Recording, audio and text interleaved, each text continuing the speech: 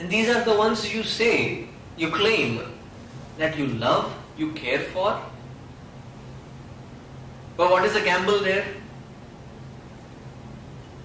To show that authority.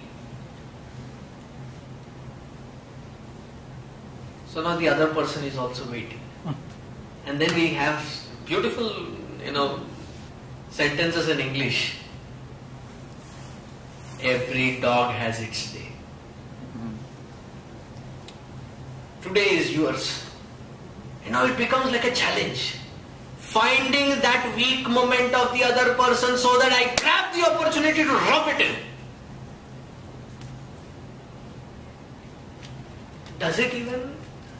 Is it even worth that effort?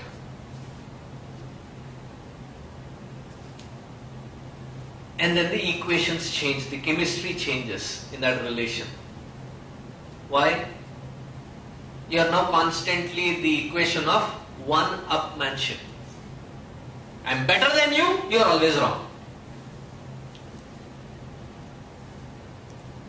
Is it not that, that moments of frustration, logic doesn't work. We lose ourselves and rub it into the other person. And no doubt, when you calm down, do you really like what you had done? Nobody likes it. Well, in fact, when you really get agitated and with your kids or somebody, really you have taken that out, and then when you calm down, what do you say? I'm really sorry, I didn't mean it. But what I did was out of concern, out of love. Is that the way we show love? It's the most barbaric way of representing love. Don't corrupt the beautiful word called love with these silly little equations. If we are really growing spiritually, we would not make it a point to prove the ego and its worth as right. If it is necessary, you show the right path, and that too if it is your responsibility. Direct the right path and guide them with patience. Yasman no udvijate lokaha, lokan na udvijate jayah. You should not become the cause for agitation in somebody's heart. Consciously at least, start with that. What to do, Swamiji? Whatever I do, they get agitated. Am I responsible? If they choose to get agitated with whatever you do, it's their headache.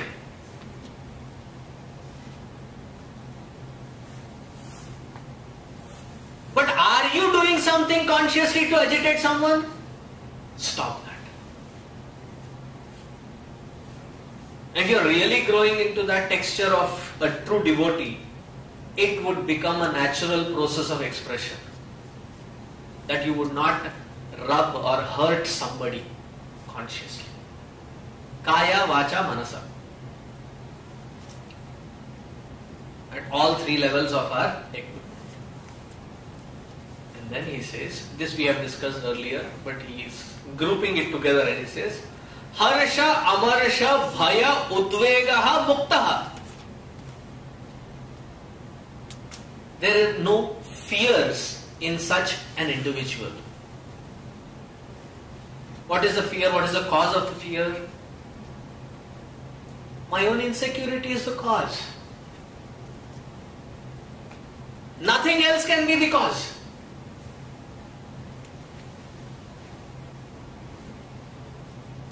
It is because of how I define myself, who I define myself as, causes that insecurity. 2 shlokas earlier we have already discussed as to how we evaluate ourselves, how we compare. Bhaya, Udvega, Muktaha. There is no more such comparative analysis done. But instead, every effort put is in a positive direction of growth. Such one is called a true devotee. See, what a revolutionary way of defining a devotee. It does not mean to say that somebody who is wearing big Rudrakshas becomes a bigger devotee. We do a lot of such stunts in the initial phases of discovering one's true potential as devotee. Suddenly start wearing Rudraksha mala, suddenly decorating the face with wearing lighter color clothes. That doesn't mark you being a devotee. Has the inner color changed from darker shades of personality to illumining shades of personality? That is what is defined as a true devotee. Continuing further, he says, Anapeksha suchir dakshaha Udasino gatavyathaha Sarvarambha parityagi Yo madbhakta same priyaha. Somewhere, we have gotten this definition of being a devotee as a very deena daridra. The more pathetic you look like, the more you can claim yourself as a devotee. Seriously, there are people who get conditioned by that definition. They sit in front of the Lord and cry, Bhagavan. How is the Bhagavan? Always smiling.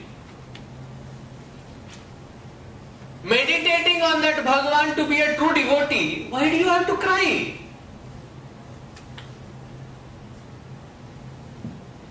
All dirty clothes, unkempt methods. Why? I am Deena. I am Bhagavan's devotee. I really get irritated when I hear the songs like Maili chadar od ke aau kaise tere dwar. Dhoke ho? Why do you have to stay impure? Shuchihi, somebody who is not just focusing on the internal purity, and they give very detrimental logics. What it requires is internal purity. It doesn't matter. External also matters. Whenever I go to the youth camps, one of the greatest hurdles that I have to go through is a very basic step. Is early morning when they come, they don't take shower. I took shower yesterday night.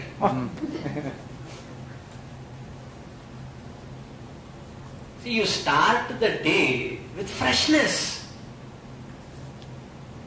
The moment that water runs through that body, it removes the tamoguna, and you start the day with freshness.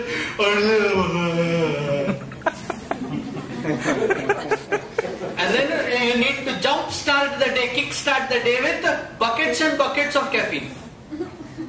A simple process. Stand in that shower. 3-minute shower. It will clean you up. May not wear, new clothes every day, but at least wear washed clothes. External cleanliness, the way we live cleanly, also matters. Shuchihi. And then Dakshaha. Dakshaha, dexterity in action. Never slouching behind. Constantly working towards perfection.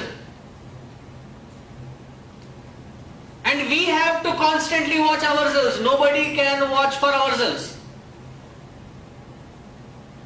Any task that we take, what should be the focus? The focus should be bettering my earlier best.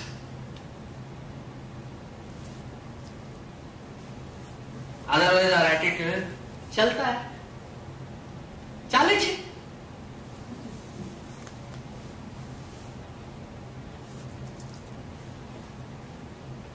Are you allowed to do that?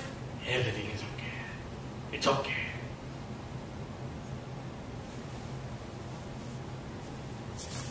But when we expect people to respond, how do we expect? Nothing less than perfection.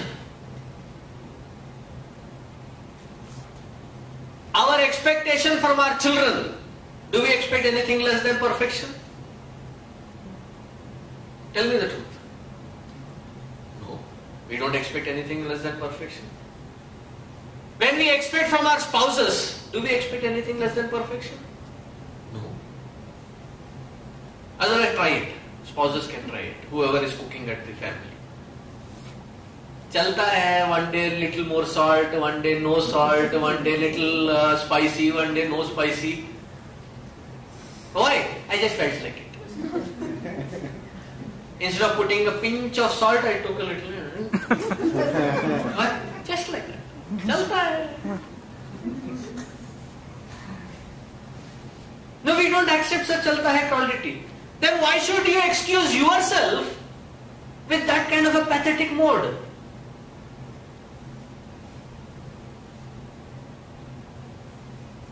See, that is why I tell people that when you sign up as a volunteer for Chinmaya mission, it is not that Chinmaya mission is benefiting. It is a platform that Gurudev has created to perfect ourselves. Say, supposing I have to teach to the kids. Kids are really smart. If you go to that classroom without preparation, they'll squeeze every ounce of self-respect if you have any out of you. They'll corner you and bash you to merciless extent. Because they can smell that unpreparedness. And they will not allow you to take them for granted. I tell you, teaching is the best method to learn. And every day when I sit on a platform to teach, I thank Gurudev for that opportunity. You know why? Before even I can comment on any aspect of teaching, in fact I am not teaching you, I am putting my mind and talking to my mind. In fact, if you have observed my even vocabulary, my vocabulary is not like you should change. It is like we should change. Or I should change. I should focus. So I am speaking to my own mind. I am benefiting out of it. Because I will not expect anything less than my earlier best and bettering that. That is called dakshata. In anything that we do, however small, however big, doing justice to what comes by as a responsibility. And then, udasinaha gatavyathaha. Being indifferent to unnecessary gossips of the worldliness.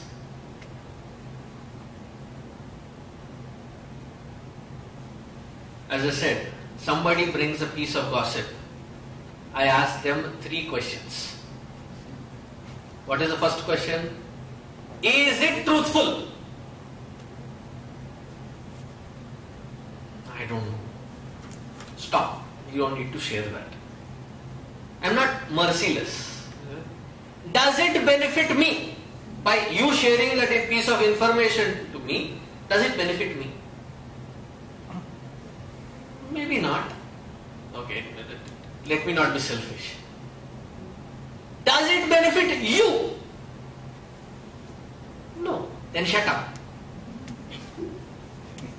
I don't need to learn that piece of trash.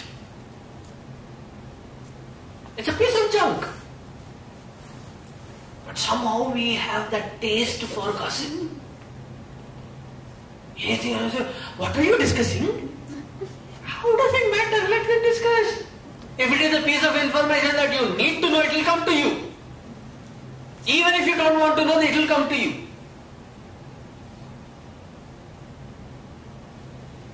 Don't scavenge. Be indifferent to such worldliness around. Create a fence around yourself to protect yourself. Gatavyatha. Do not give in to the pressures of your surroundings. Be truthful to yourself and to your direction.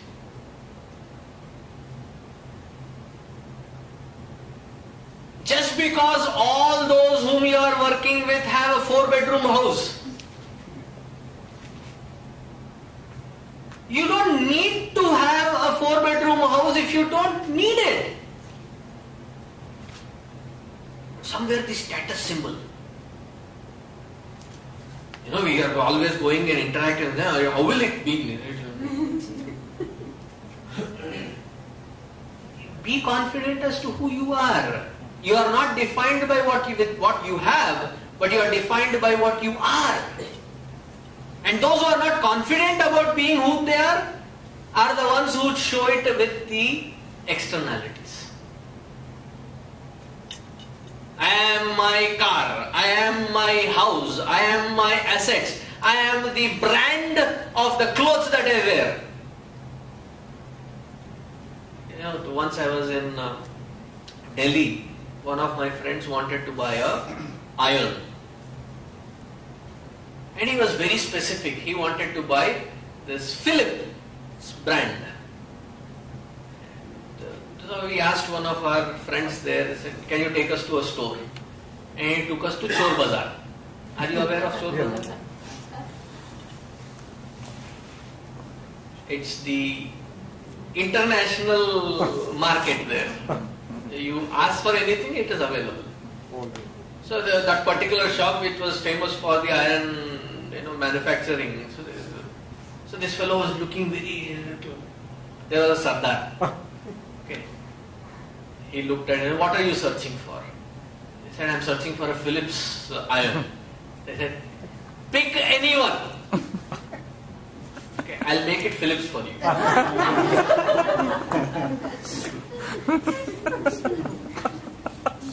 And then he pulls out the entire tray with various brand names. He said, I just have to screw this in and then you're done. You get the brand name.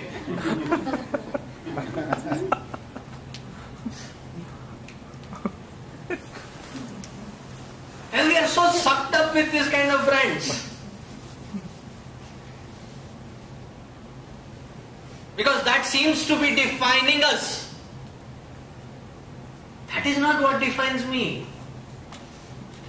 Whatever I am, that content within, that substance within is what defines me.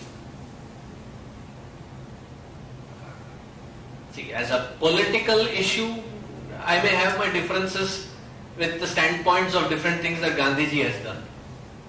But from a spiritual standpoint, what did he have that the British were so scared of him?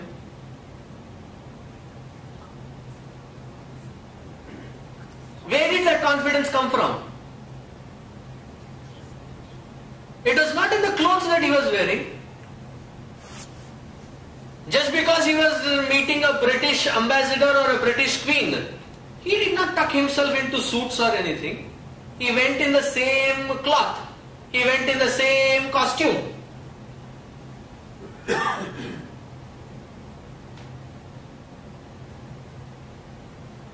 That confidence to know what my substance is.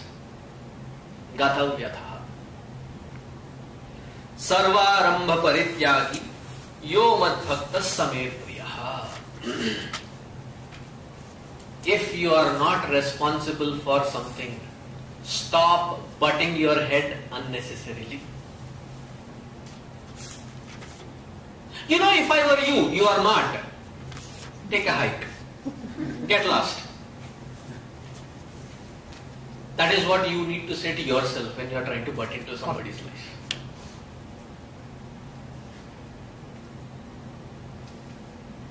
your responsibility? Is it your point of time frame to really getting there? Most of the times it is not. And at that time when it is really our responsibility, we don't see it as a responsibility, but we misread it as a burden. I have to go through this. Then why are you bothering in somebody else's life? Take care of your own life. Unless somebody really comes forth and says, hey, I really need your help. Don't butt into unnecessarily into anybody's life.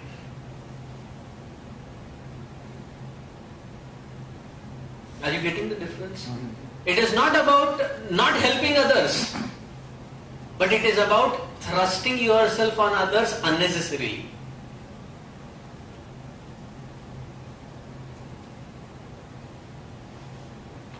If we are really worth it, they will come looking at our expression through action. We don't need to go around advertising. And if you need help, ask me.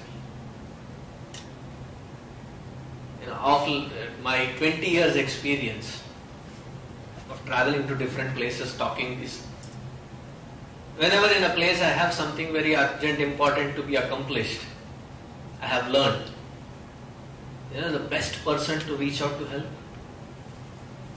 is the busiest person in that town. Why? Because they respect their time and they are systematic and disciplined.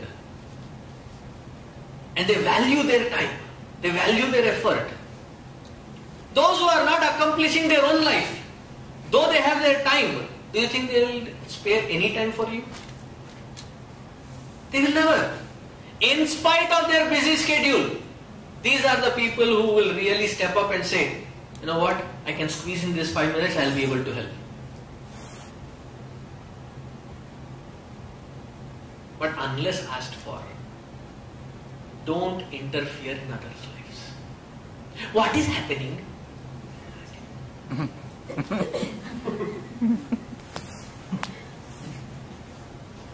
We have this nosy. Keep the relationship open enough that they take you into confidence and take your help. But don't thrust yourself because of this scavenging mind.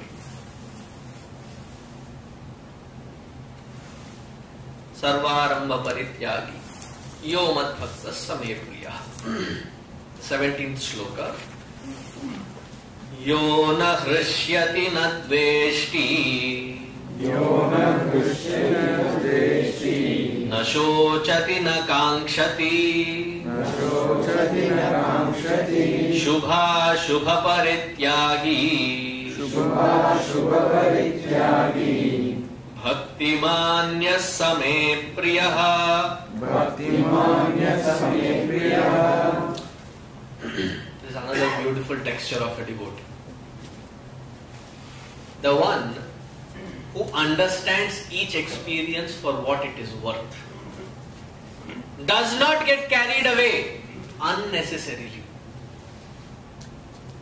Whatever be the experience, participates in that experience diligently. When it is a happy moment, he knows how to celebrate it. He knows how to share it. When it is a difficult moment, he knows how to consolidate his life and get through that difficulty in the most meaningful manner. Otherwise, suddenly there is a little heavy situation. My life is all ruined. You are not born with this environment. You built it. If you can build it, you can rebuild it. To have that confidence and not be succumbing to these various experiences. And here he says, even to the happy moments. I have given you this example earlier, that there was this patient who had a massive heart attack. So he was admitted in the hospital. And his wife was washing his clothes, found a lottery ticket. Just out of inquisitiveness, she checked and she found that he won $7 million. So she rushed to the hospital to share this information. The doctor luckily intervened. He said, he is a heart patient. Anything exciting, whether good or bad, is not good to share. I'll handle it. So he goes, he was his friend. He says, he talks about various things, insurance, how he's going to take care of his thing, hospital bills and other things. And he says, wouldn't it be nice that you win a lottery? What would you do if you win a lottery for say 7 million? So nonchalantly this patient said, I'll give you half of it. The doctor fell dead. Why? 7 million? Done. Because for the friend who was a patient, it was a scenario, a possibility. But for the doctor, it was a reality. And he could not handle the happy moment. Even in imagination, if he were to give me 3.5 million, stopped. We should know how to even celebrate a moment. Harsha, Marsha, Bhaya. No yona hrishati na dveshti. Na shochati na kankshati. Many of us, instead of thinking, what we do is called brooding. What does thinking mean? Thinking is a process that you take all the inputs of the situation and try finding a solution. Whereas brooding is a situation wherein you take all the inputs of the situation, find how negative, how detrimental and how bad the situation is, and give up thinking that my life is doomed. Many of us go through experiences creating unnecessary pressure in life. When you go through an experience as unfolding in your life and you know how to handle it, it is called situation. When you go through your experience that is unfolding, you understand the experience, but you are searching for a solution. Then it is called problematic experience.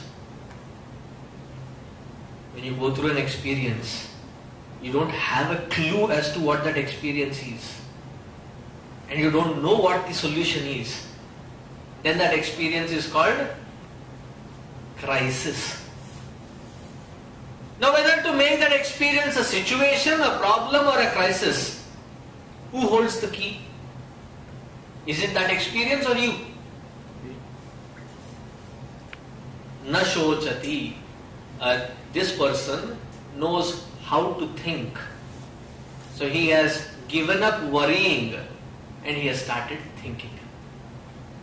Most of us give up thinking and start worrying. Stop worrying, start thinking. Na shochati, na kankshati. Shubha shubha parityagi bhaktiman yassame priyaha. Many of us, in initial enthusiasm of spirituality, we end up defining spirituality as, spirituality is very simple. This is my philosophy of spirituality. Doing good and being good. It is a worthless statement. Why is it a worthless statement? There is nothing absolutely good or absolutely bad about any person, any situation, anything in life. It is situational, isn't it? What is good to us today need not be good to us tomorrow. So don't get caught up in Shubha and Ashubha, but instead focus on transcending both goodness and badness, so that we can experience that which is divine. Or else, the whole life, what are we putting at?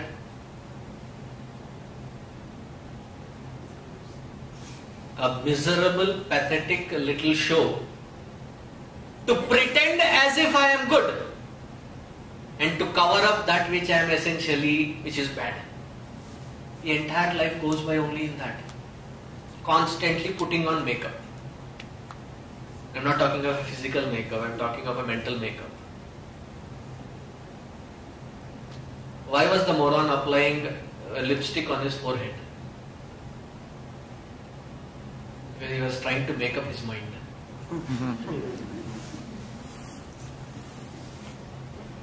This in Hindi is called kadi. But the kadi was given so that you remember the point. That the mental makeup is not to prepare it to be good or bad, but it is to transcend both goodness and badness, to be divine. Shubha Shubha Parityagi Bhaktimanyas Same Priya. The next two shlokas, read them together. Repeat after. Samashatrau cha mitre cha tatha manapamanayoho shitoshna sukha dukkeshu samasanga vivarjitaha. So, in order to live in life, if somebody promises us that life will be stress-free, there is only one condition that life can be stress-free: when we are dead. Until then, we will have stresses. Scripture does not promise of a situation wherein we will be stress-free. That means we are not living. Life means there will be stress. But what does spirituality teach? It teaches us to maintain the balance when we are going through ups and downs of life. Samaha shatrau mitrecha. There is nobody who is absolutely a friend or absolutely an enemy. Meaning, do not define by people's behavior that they are enemy to you. Give them enough room and touch them on the right aspects of life. You will see that they transform. And the change comes not in time. Give them time, they will change. It doesn't change. Change comes only when we give utmost pure love to our surroundings. That is when change can come. And if you really love someone, do not bind them in a cage. Have confidence in your love and keep the doors of your heart open. If you truly love and it has touched them, they will stay. You don't have to bind them to stay. Tell me, honey, do you love me?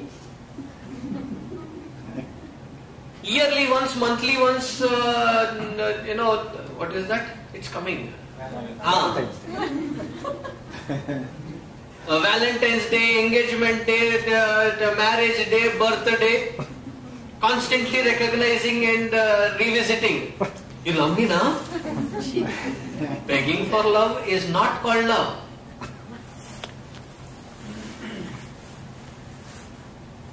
The first time I saw this, hoarding in India, Kaho na pyar hai. What a beggar. Please tell me that you love me. If you have confidence in your love, into what you are, investing and giving as love, you don't need to feel insecure. You rather have to be fearless. Why? If it has touched their heart, they would reciprocate. But we have our own doubts. Hence, therefore, at a gunpoint, emotional blackmail. I have seen sometimes parents use it against even children. As simple as, we have this habit of touching the feet. So as soon as they see this color, they have to touch the feet. So the parents, they bring the children. Swami ji ke pair chhu. Touch his feet. And the child is looking at mom and dad. You never do, why should I? You are forcing. And then there goes this mom. I felt really shocked. You love mommy, right? Meaning what? Such an emotional threat. If you love mommy, go do namaskar. ये क्या equation हुआ? Do you understand the